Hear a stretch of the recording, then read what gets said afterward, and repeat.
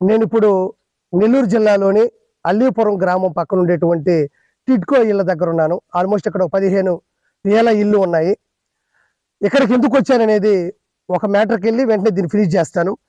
నిన్నగాక మొన్న గంటా శ్రీనివాసరావు గారు కూడా ప్రెస్ మీట్ పెట్టారు.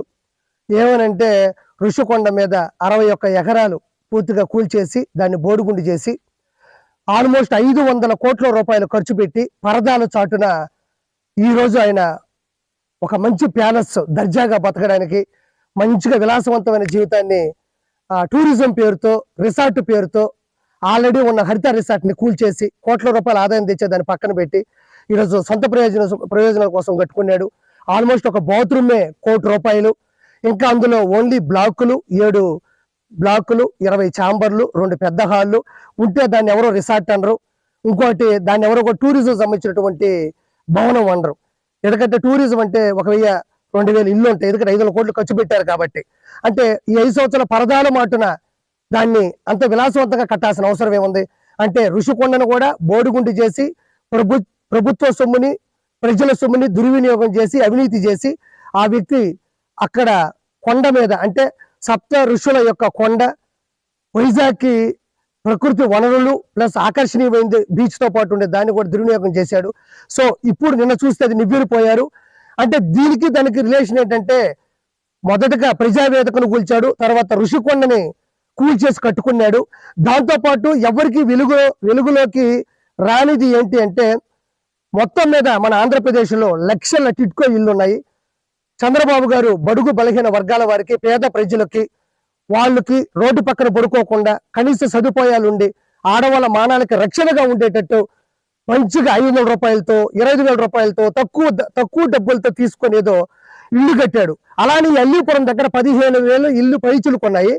వాటిల్లో 100% అయిపోయినట్టున్నాయి. ఎనక చూస్తే 90% అయిపోయినట్టున్నాయి, 10% అయినట్టున్నాయి.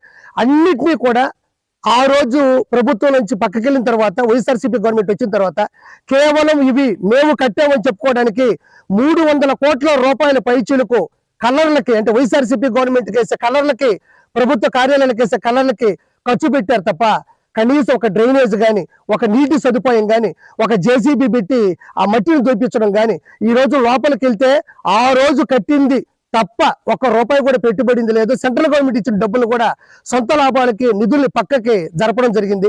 ఈరోజు మొత్తం పగిలిపోయి ఉన్నాయి. అంటే నేను చెప్పేది ఏంటంటే 25 లక్షల లీటర్లు పట్టేటువంటి ఈ 2 రాష్ట్రాల్లో లేనటువంటి అతిపెద్ద వాటర్ ట్యాంక్ ఈ టిడ్కో 15,000 ఇళ్లకు ఇవ్వడం జరిగింది. అది కూడా ఎలా అయితే స్టార్ట్ చేసి ఫినిష్ చేయబోయారో దాన్ని కూడా అలానే వదిలేశారు. అంటే ఎందుకు చెప్తున్నానంటే ప్రజావేదిక కావచ్చు, ఋషికొండ కావచ్చు, టిడ్కో ఇల్లు ఈ రోజు గుడివాడలో కూడా 8,000 టిడ్కో ఇల్లు ఉంటే 6,000 ఇచ్చి అందులో ఈ రోజు డ్రైనేజ్ లేదు, వాటర్ ప్రాబ్లం, అసలు లోపల కూడా పడుకోలేని పరిస్థితి. ఈ విషయాన్ని ఎలక్షన్ ముందు చెప్దామా అంటే ఈ ఇళ్ల లోపలికి మనం రాలేము. అందరు ఇక్కడ గంజాయి అమ్మేవాళ్ళు, ఇక్కడ ఒక రౌడీ రాజకీయం జరిగేది. ఇక్కడ చూడండి బీరు బాటిళ్ళు ఉంటాయి, కత్తులు కట్టలు కూడా ఆడాడ దొరుకుతా ఉంటాయి. ఇప్పుడు ఎందుకు చెప్తున్నాం అంటే ఇప్పుడు ప్రభుత్వం వచ్చింది కాబట్టి భయపడకుండా వచ్చి చెప్తున్నాను. ఇంకోటి ఏంటంటే ఇప్పుడు అవినీతి అనేది అన్ని క్రాఫ్ట్లు అన్ని విభాగాల్లో జగన్మోహన్ రెడ్డి చేశాడు కాబట్టి ఇవి కూడా అతి తక్కువ సమయంలోనే చంద్రబాబు గారు వీటిని మళ్ళీ తిరిగి మంచి సదుపాయాలతో ఇవ్వడం జరుగుతుంది. కాబట్టి ప్రజలందరికీ కూడా ఈ కూటమి ద్వారా ఈ చంద్రబాబు గారి హయాం ద్వారా ఖచ్చితంగా వీటిని మళ్ళీ ఇవ్వడం జరుగుతుంది. ఇంత అవినీతి జరిగింది అని పూర్తిగా విజువల్స్ తో మీకు చెప్తున్నాను. ఆగండి, వీడియో అయిపోయిందని అప్పుడే వెళ్ళిపోకండి. మీలాంటి ఎంటర్టైన్మెంట్ లవర్స్ కోసం ఒక మంచి ఆఫర్ తీసుకొని వచ్చేసాను. With this offer book my షోలో ఒక టికెట్ కొంటే ఇంకొక టికెట్ కంప్లీట్లీ ఫ్రీ. పీవీఆర్ లో ఫుడ్ అండ్ బెవరేజెస్ మీద ₹100 ఆఫ్. ఇవే కాదు ఇంకా చాలా బ్రాండ్స్ మీద డిస్కౌంట్స్ కూడా ఉన్నాయి. ఇది ఎలా అవైల్ చేసుకోవాలనుకుంటున్నారా? With this IndusInd bank credit card. ఇది lifetime free credit card. అంటే జాయినింగ్ ఆర్ యాన్యువల్ ఫీ లాంటివి ఏమీ ఉండవు. ఇంకెందుకు లేట్, లింక్ డిస్క్రిప్షన్ లో ఉంటుంది, వెళ్ళి అప్లై చేసుకోండి.